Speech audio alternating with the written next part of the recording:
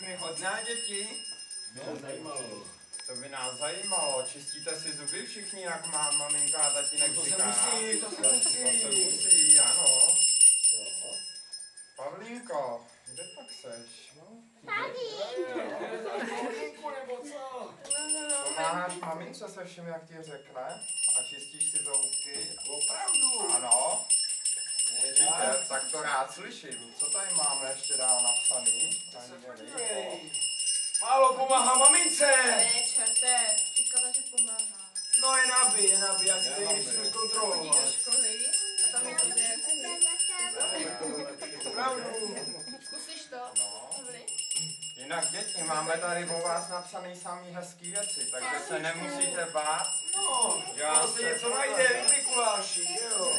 No něco se najde, ale vesměs jsou všichni hodné. My jsme si Oni nám klidně... řeknou básničku a budete dobrý. Básničku umíte nebo písničku nějakou? Posloucháme. Čerte, čerte, čertisko, máš špinavé vousisko. Dlouhý ocas, staré nohy a kopyto místo nohy. Ano, je To je tam, no, mám je to mysli. tam. Tady máš dáreček. Takový ty Co ostatní děti se nám řeknou?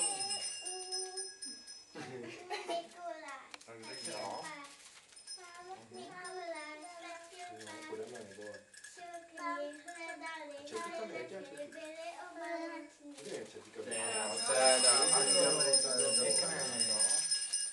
Tady máme ještě nějaký dárečky pro vás.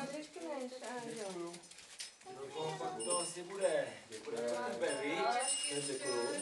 Teda. A tady dostanete metličku.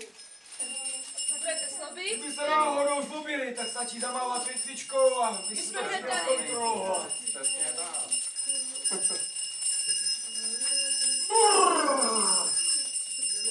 Tak asi půjdeme, Mikuláši, pro další Ano. děti. Ano, tady nikoho do pytle dávat nebude. Teda, to mě mrzí, já bych si na další Nashledanou. děti.